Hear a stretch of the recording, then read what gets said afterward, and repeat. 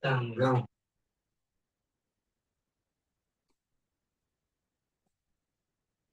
Itu benar diri.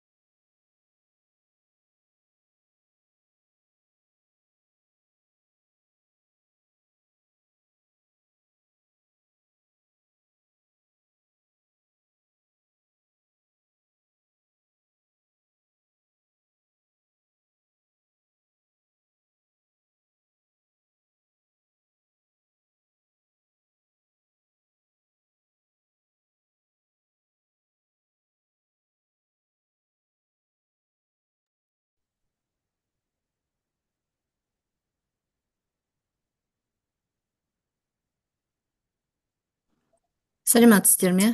Кайырлуу күн әріптестер. Даусым жақсы естіліп тұрды ма? Чатта чыкпайт. Естіліп тұр, жақсы. Жақсы, рахмет. Қайырлы күн, сәлеметсіздер ме, әріптестер?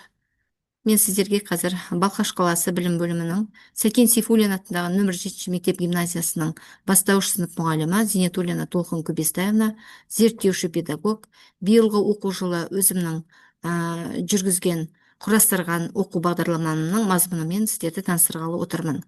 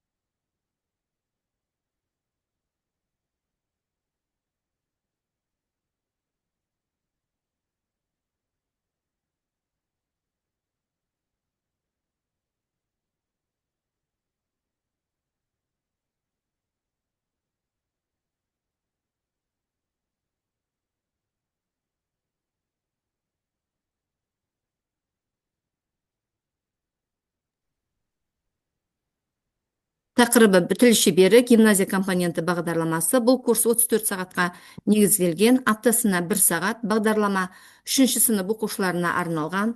Бағдарламаның өзектілігі оқушылардың шығармашылық ізденіс жұмыстарына баулый отырып, халық ауыз әдебиетінің мұраларын тани білуге үйрету. Бағдарламаның мақсаты бастауыш сынып оқушыларына халық ауыз әдебиеті үлгілерін меңгерте отырып, оларды ұлттық рухта тәрбиелеу, тіл байлығын дамыту, таным көкжиегін кеңейту. Жылжымай қалды ғой.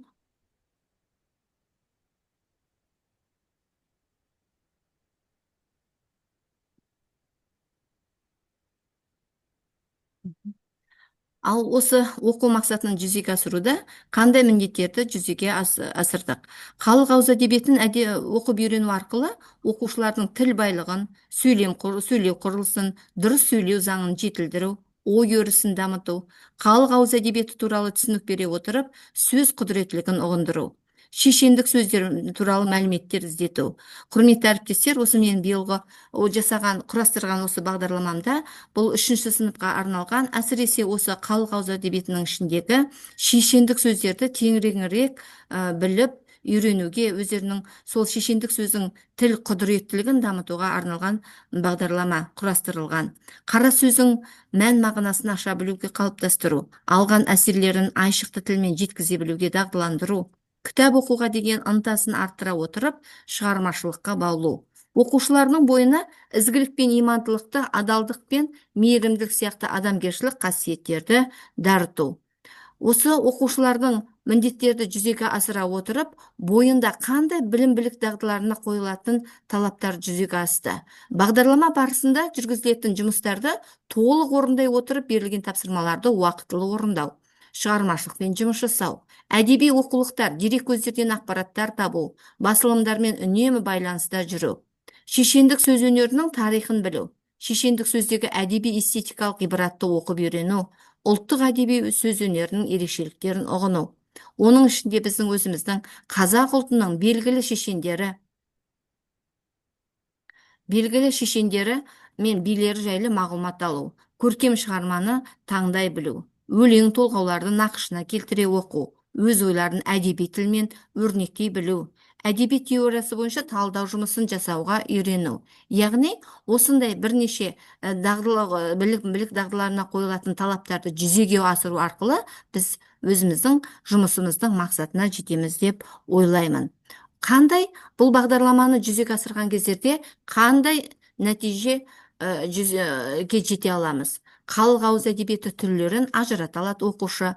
Бағдарлама бойынша шешендік сөздерді оқып, тәлім-тәрбиелік мәнін ұғынады. Шығармашылықпен жұмыс істеуге, берілген тақырыпты жан-жақты ашуға, бір-бірінің пікірін тыңдай білуге, өз ойын ашық айтып жеткізуге, өзгенің пікірін сыйлауға қол жеткізеді.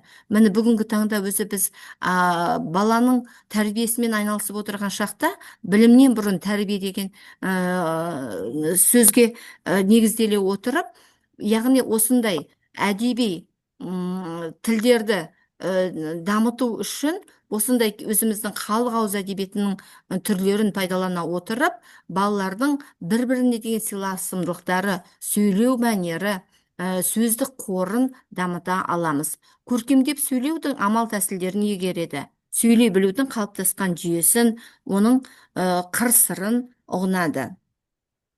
Тіл шебері бағдарламасы бұл оқушының әлеуетін ашатын және сөзді шебер меңгеруді үйренетін сенімді сөйлеу әлеміне қызықты саяхат болып табылады. Бағдарлама оқушыға мүмкіндік беріледі. Егер шешендік өнердің негізгі принциптерін меңгере отырып, сөйлеу техникасын ауызша және вербальды емес қарым-қатынас, топпен жұмыс, харизмалары, сенімділігін дамыту, қарым-қатынастың тиімділігін арттыру, өз ойларын дәлелді түрде айтуға, әртүрлі адамдармен ортақ тіл табуға, сендіруге және ынталандыруға үйрену, жаңа мүмкіндіктер ашу, актерлік қабілеттерін ашу. Мысалы, кейде біздің оқушылардың бір бойларында қасиеттері болады. Біз мүмкін сабақ барысында байқамай қалуымыз мүмкін. Ал осындай сабақтарға қосымша жүргізілетін курстар арқылы балалардың бойындағы ерекшелігін, балалардың бойындағы бір жақсы қабілетін байқап, оны шыңдау үшін осындай курстардың әрине алатын орны өте зор. Бағдарлама қолайлы. Егер қарым-қатынас дағдыларын жетілдіргісі келетін балаларға, жаңағы өз қабілеттерін арттырғысы келетін оқушыларға, көпшіліктің алдында өзін сөйлеуі, дұрыс ұстауына осындай бағдарламалардың қосатын үлесі зор.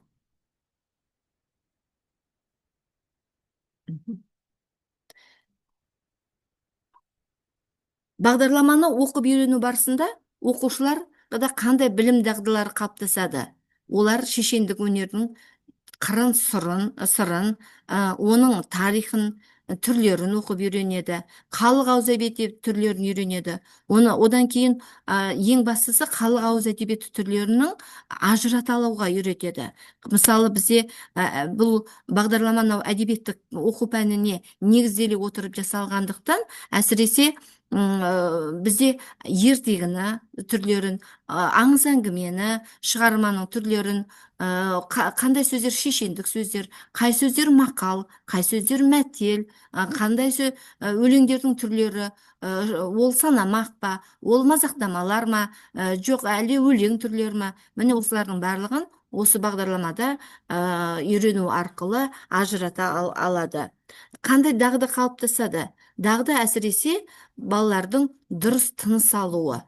Мынау дикцияны қою дейді ғой, мәнерлеп оқуда, дауыстап оқыған кездердегі дикцияның дұрыс болуы, көпшілік алдында сөйлеу өнері, сенімді сөйлеуі. Одан кейін аудиториямен байланыс орнатқан кездерде сұрақтарға дұрыс жауап бере алуы, немесе өздігінен сұрақ құрастыра алуы, өзінің ойын пікірі білдіре алуы, сипаттау, пайымдау, баяндау, әңгімелеу түрлерін дұрыс қолдана алуы. Осындай балалардың бойында білім дағды қалыптасады. Бағдарламаның оқу нәтижесінде көпшілік, жаңа мен бірнеше рет айтып кеттім, сенімді сөйлеуі, өзін ұстауы, өз ойларын нығайтуына көмектеседі.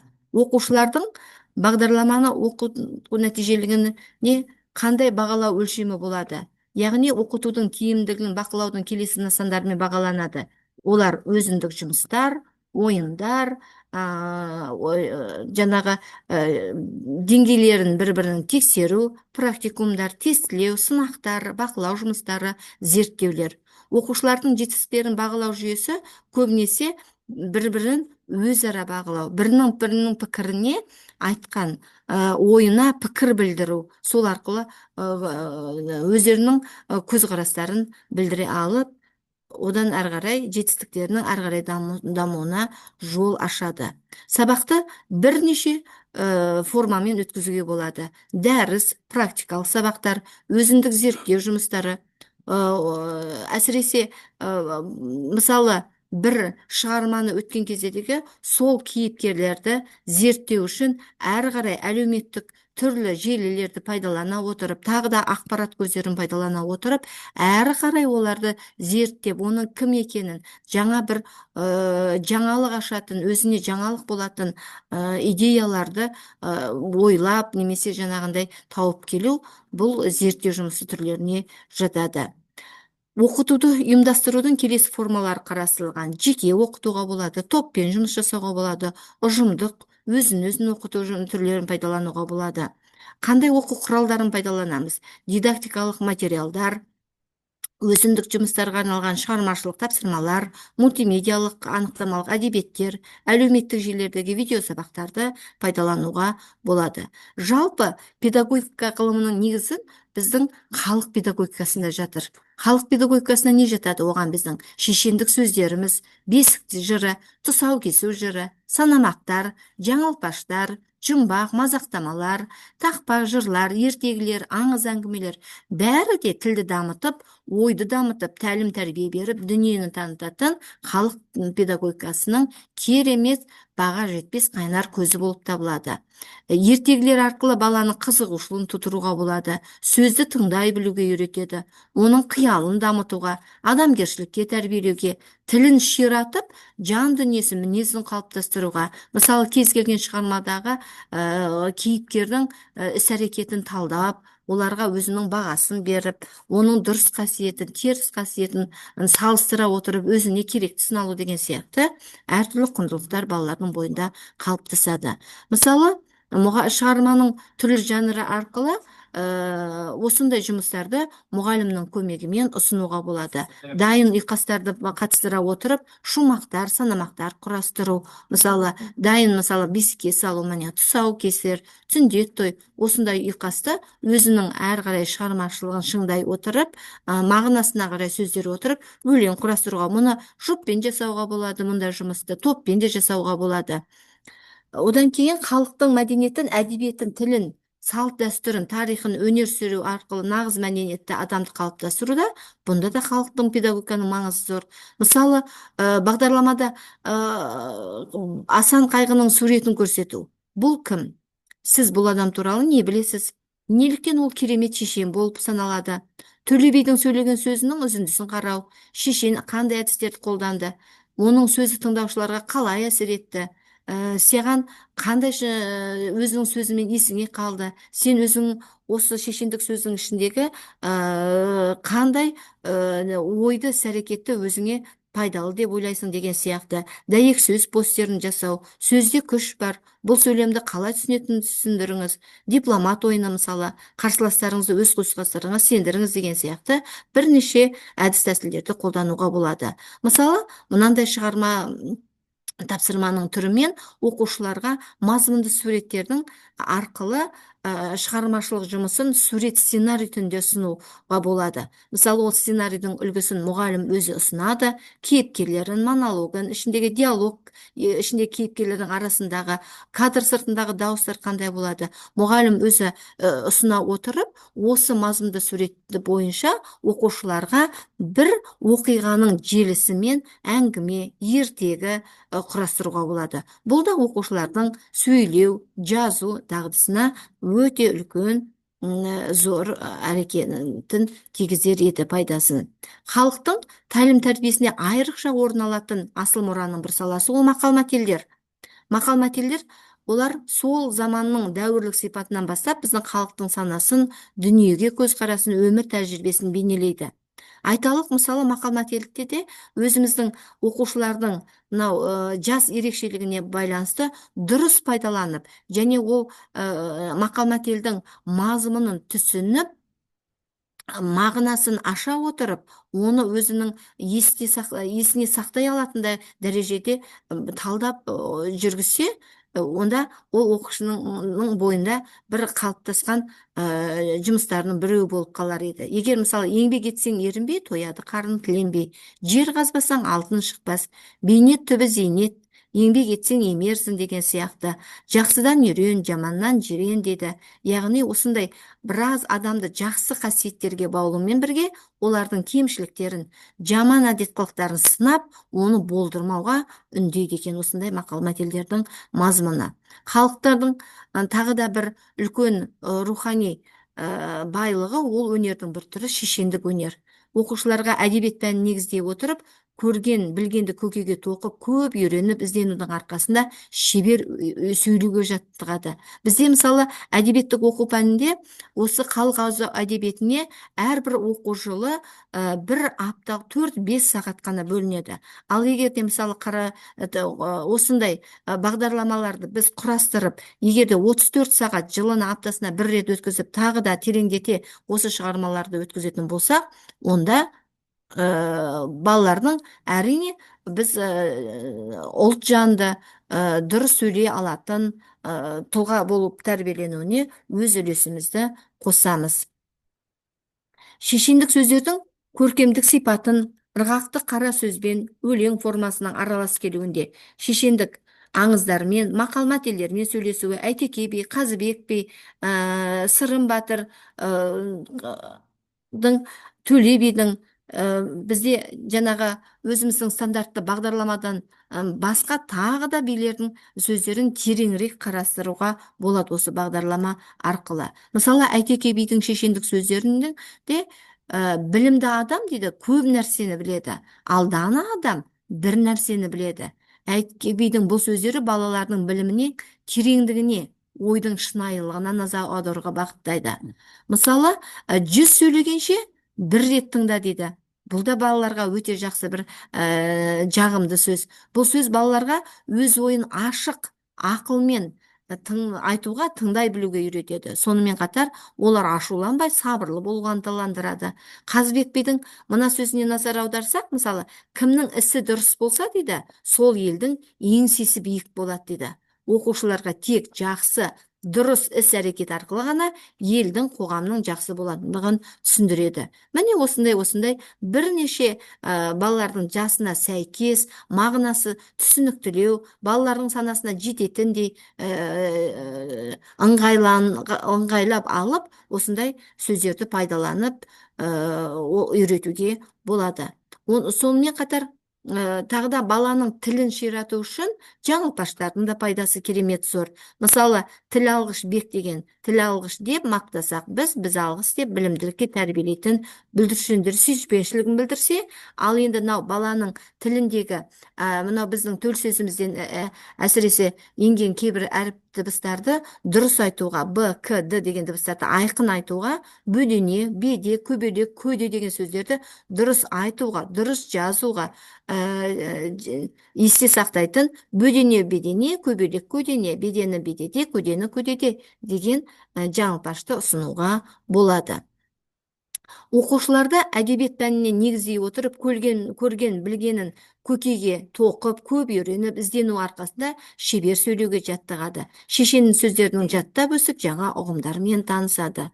Бастауыш сыныптарда Төле би, Әйтеке би, Қазбек би шешендердің сөздерін оқу, оқушыларға қазақ халқының ұлы билерінің даналығын, әділдігін түсіндіру, жақсы қасиеттерін, сол замандағы бүкіл жаңағы бір қауым елдің басын осындай керемет сөздермен біріктіре отырып, неше түрлі даулы мәселелерді шешуде осы шешендік сөздердің ерекше орын алатын оқушыларға жете түсіндіруге болады. Сонымен қатар, бұл бағдарламада бірнеше әдістер арқылы жүзеге асатын тапсырма түрлері бар. Мысалы, кубизм деген әдіс бойынша сіздер берілген сұраққа мақалмен жауап берулеріңіз керек дейді. Мысалы, жыланды қалай іннен шығаруға болады? Жылы сөйлесең жылан іннен шығады деді. Инемен құдық қазуға бола ма? Білім инемен құдық қазғандай. Ең тәтті не? Ананың сүті тәтті, баланың тілі тәтті. Шашу мен жинаудың қайсысы оңай? Бұл да өте балаларға қызықты болады. Шашу оңай дейді, ал жинау қиын дейді. Оны да күнделікті өмірмен жаңағы адамдардың болып жатқан күнделікті тұрмыстағы тіршілікте салыстыра отырып балаларға үйретуге болады. Тауық түс көре ме дейді, тауықтың түсіне тары кіреді дейді. Осындай сияқты әртүрлі жұмыстарды осы әдіспен ұсынуға болады. Тағы да бір тапсырманың түрі ойлы болсаң айтып көр дейді. Балалар, қазір жұппен жұмыс жасаймыз, біз әр жұпқа тапсырмалар беріледі, және сол сөздерге қатысты мақал-мәтелдер құрап айтасыздар дейді. Жатқан қария дәрия ақылды ағып деген сияқты үйдің жылы туған түтіні, яғни осы жердегі тұрған, сіздердің алдарыңызда тұрған мақал-мәтелдер сөздер орналасқаны, содан сөздің мағынасына қарай дұрыс орналастырып, мағыналы бір мақалды шығару. Мысалы, бағдарлама жүзеге асыру барысында осы бағдарламаны оқушылардың оқырмандық және адамгершілік, әдеби эстетикалық құндылықтар жөніндегі түсініктері кеңейеді, сөйлеу мәдениеті қалыптасады, сөз өнерін сезінуге, көркем шығарманы оқуға деген қызығушылық артады. Осындай әрекеттердің жүзеге асуы біздің оқушыларда қандай деңгейге жетті? Шығармадағы кейіпкерлердің әрекетін талдай ала ма? Мінез құлқы шығармадағы, сөйлеген сөздеріне талдау жасай ала ма? Өз көзқарастарын білдіре алады ма деген бірнеше критерий арқылы міне кестеге түсіріп, оның осы оқу жылы бойында қандай дәрежеге жеткені сіздердің алдарыңызда көрсетіліп тұр. Халық ауыз әдебиетінің үлгілерін оқып үйрену арқылы оқушылардың тіл байлығы дамиды, дұрыс сөйлеу дағдысы жетілдіріледі, ой өрісін дамыды. Әдеби шығармаларды оқып талдау арқылы қазақ тілінің бай мұрасымен танысты. Әдеби мәтіндердің жанрларын анықтай алады ма? Мен сіздерге тоқталдым. Міне осыны міндетті түрде оқушылар анықтай алу керек. Қай шығарманың түрін оқып отырмыз біз? Ол несімен өзгеше? Деген сияқты стилі, құрылымын анықтай ала ма? Тақырыбын, баяндау ерекшелігін анықтай ала ма? Ажырата алады ма? Міне осындай критерийлер арқылы балалардың қыркүйек айынан бастап наурыз айына дейінгі даму деңгейі жоғарылағаны, артқаны байқалып тұр. Әдеби туындыларды өз бетімен оқу арқылы тұрақты оқырмандар қызығушылығы артты.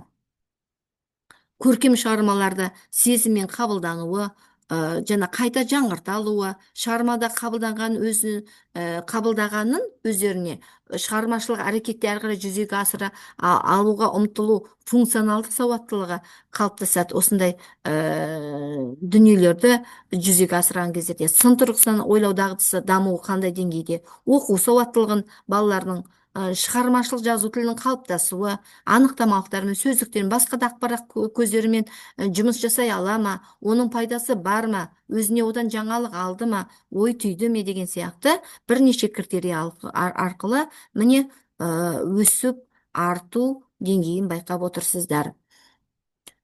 Көркемші халық ауыз әдебиеті туралы түсінік бере отырып, сөз құдіреттігін ұғындыруға болады. Көркем шығармалар арқылы оқушылардың бойындағы сыйластығы, құрметтік сезімі, адамгершілік қасиеті, өзіне баға бере алуы, өзгенің іс-әрекетіне жауапкершілікпен қарауы, бұл бүгінгі таңда керемет біздің өсіп келе жатқан білім алушы жана өскелең ұрпақтарымызға өте қажетті дүние. Міне осындай жұмыс арқылы біз осындай құндылықтарды, қасиеттерді оқушылардың бойына дарыта аламыз. Оқу сапасының деңгейі қандай? Әрине балалардың бұл әдебиеттік оқу пәні болғаннан кейін, олардың алдыларына бірнеше шығармалардың түрлері ұсынғаннан кейін, олар дауыстап қалай оқиды, түсінім деңгейі, оқу деңгейі қандай, іштей оқи ала ма, көз жүгіртіп мәнерлеп оқи ала ма, қаншалықты деңгейде түсінеді, талдау жасай ала ма. Мен сіздердің алдарыңыздағы кестеде осы оқырманның мәдениетінің қалыптасу деңгейі көрсетілген. Ауыз екі жазба тілде байланыстырып сөйлеуін деңгейінің артқанын байқап отырсыздар. Мақал мәтелдермен сөйлей ала ма, айтылған ойға пікір білдіре ала ма, дәлелдей ала ма, өзінің пікірін дәлелдеу немесе басқа оқушының немесе басқа жазушының пікіріне өзінің әрі қарай ойын қоса алады ма, баға бере алады ма, сұрақ құрастыра алады ма деген сияқты критерийлермен балалардың бақылау кестесі сіздерге ұсынып отырмын. Оқу үдерісін ұйымдастыруда қолданылған педагогикалық тәсілдер, яғни бұнда әсіресе бұл оқушылардың мынау ынтасын, қызығушылығын, өзіне сенімді, жауапкершілігі мол, зияткерлік тұрғыдан дамыған тұлғаны қалыптастыру қағиданы ұстанған дұрыс деп ойлаймын. Оқытудың коммуникативтік тәсілдемесі тыңдалым, айтылым, жазылым, оқылым міндетті түрде жүзеге асады. Зерттеушілік тәсілдеме, мен не білемін, не үйрендім, не мен үшін жаңалық болды деген сияқты дамыта оқыту технологиясы, дифференциалап, саралап оқыту, оқушылардың білімдерін жүйелі түрде мониторингтеп отыру, және оның ішінде тағы да бір ең тиімді бұл тәсіл, ол белсенді оқу тәсілдерін міндетті түрде әрбір шығарманы оқыған кезде пайдаланған дұрыс.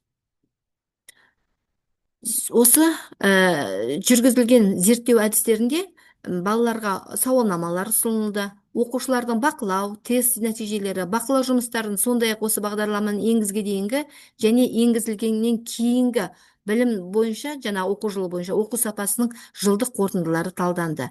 Бағдарламаның апробациясы басталғанға дейін және кейін оқушылармен кіріс-шығыс сауалнамалары жүргізілді. Мысалы, менің өзім сабақ беріп отырған 3-ші сыныбымда 7%-ға дейін өсім байқалды және қарқын көрсетіп отырғаны байқалды. Бұл оқушылардың оқу үлгерімінің біртіндеп жақсарғанын әрине көрсетеді. Бұл сыныптың кіру бақылау, яғни қыркүйек айындағы жаңағы сауалнаманың қорытындысы және жылдың соңындағы сауалнаманың қорытындысының нәтижесі. Сауалнаманың нәтижесінде бірнеше сұрақтар балаларға қойылды. Ауыз әдебиетін және халық ауыз әдебиеті түрлерін ажырата аласыз ба? Топтық жұмыста сіз өз ойыңызды жеткізе аласыз ба? Саған қандай жұмыстың түрі ұнайды деген сияқты. Оның ішінде бүгінгі актуалды және өзекті мәселе отқан кітап оқуға деген құлшыныс. Сен бір жылда неше кітап оқуға қызығасың ба? Кітап оқыдың ба? Оның талдадың ба? Қай кейіпкері ұнады деген сияқты. Одан кейін жазу мәнді сауаттылығы, жазу сауаттылығы. Сонымен құрметті әріптестер, бағдарлама оқушылардың әдебиеттік оқу пәніне деген қызығушылығын арттырып, оқу сапасының жоғарылауы, ұлттық құндылықтарымыздың дәріптеуге, кітап оқуға деген ынталарының артуына, функционалды сауаттылығын дамытуға оң ықпал етті. Бастауыш сынып оқушыларының тілін дамыту, тілін ұштау, сөйлеу мәдениеті және жазба тілін дамытумен қатар, ой өрісін, дүниетанымын қалыптастыру. Тіл дамымаған адамның ойы да дамымайды дейді халқымыз. Ұлт болашағы жаңа буын болса, ең әуелі ұрпақ тәрбиесіне баса көңіл аудару заман талабы. Сол үшін де өмірдің жарқын сипатын, сұлу сымбатын, қасиетін үнемі басшылыққа ала отырып, халықтық педагогикамыздың бай мұраларын ұрпақ тәрбиесіне пайдалануымыз өте қажет. Міне, құрметті әріптестер, менің таныстырылымым сіздерге осымен аяқталды. Яғни, мазмұны жалпы мен құрастырған бағдарламаныкі осындай. Егер де өздеріңіздің жұмыс барысында, оқу процесінде, тәрбие үрдісінде пайдалануларыңызға болады. Сұрақтарыңыз болса, пікірлеріңіз болса, сөзді өздеріңізге беремін.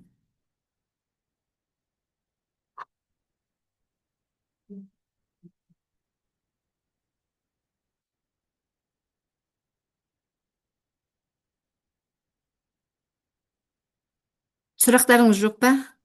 Пікірлеріңіз?